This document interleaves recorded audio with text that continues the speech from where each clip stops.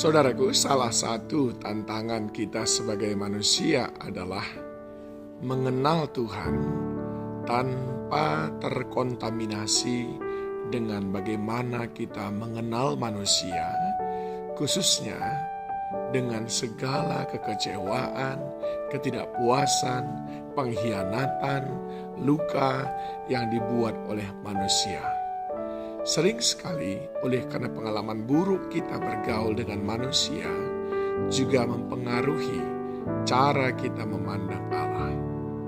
Sungguh saudaraku, ini adalah sesuatu yang sangat penting untuk kita fahami, sebab manusia gagal dalam menjaga perilakunya, menjaga komitmennya, tapi tidak dengan Tuhan.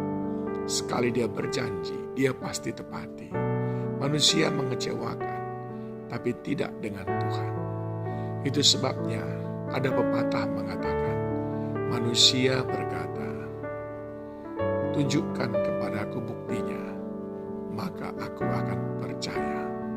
Tapi Tuhan berkata, percayalah kepadaku, maka aku akan buktikan kepadamu siapa aku sebenarnya. Kalimat ini bisa kita pelajari dari berbagai ayat yang ada di dalam Alkitab. Misalnya dalam Mazmur 126 ayat 5-6, firman Tuhan berkata, orang-orang yang menabur dengan mencucurkan air mata akan menuai dengan sorak-sorai. Orang yang berjalan maju dengan menangis sambil menabur benih pasti pulang dengan sorak-sorai sambil membawa berkas-berkasnya. Apa artinya saudaraku? Tuhan meminta kita untuk bertindak terlebih dahulu, sekalipun itu dengan susah payah. Tapi engkau percayalah, engkau akan menuai hasilnya. Atau dalam Maliaki 3 ayat 10, sebuah ayat yang sudah sangat-sangat akrab dengan kita. Bawalah seluruh persembahan persepuluhan itu ke dalam rumah perbendaharaan, supaya ada persediaan makanan di rumahku, dan ujilah aku. Firman Tuhan semesta alam, apakah aku tidak membukakan bagimu tingkap-tingkap langit dan mencurahkan berkat kepadamu sampai berkelimpahan.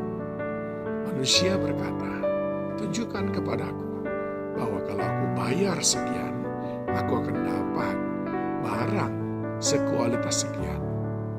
Tapi Tuhan berkata, bayar dahulu, maka aku akan berikan kepadamu sesuatu yang jauh melampaui daripada yang kau harapkan.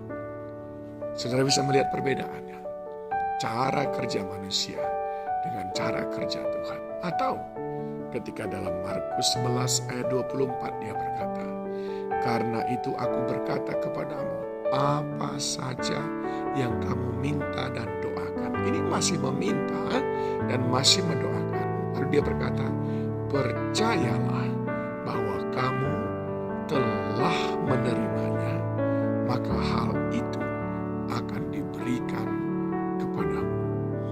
Percayalah bahwa kamu telah menerimanya, padahal baru diminta dan didoakan, tetapi milikilah sikap bahwa kamu sudah menerimanya. Ini pun menunjukkan bagaimana Allah ingin melihat kita terlebih dahulu bertindak lewat iman percaya kita dan menantikan Dia akan membuktikan apa yang Dia janjikan. 3 hal yang boleh menyimpulkan apa yang kita pelajari dari 3 bagian firman Tuhan yang saya bagikan. Yang pertama, percaya bukan karena sudah menerima, tapi iman adalah bukti bahwa kita akan menerima apa yang kita doakan. Yang kedua, saudaraku, iman mendahului realita. Jadi iman kita itulah yang mewujudkan sesuatu menjadi sebuah realita karena iman kita kepadanya. Dan yang ketiga adalah pengenalan akan Dia adalah kunci iman yang bertindak. Ketika kita mengenal Dia Allah yang tidak pernah ingkar janji. Ketika kita mengenal Dia adalah Tuhan yang selalu memberikan yang terbaik bagi kita.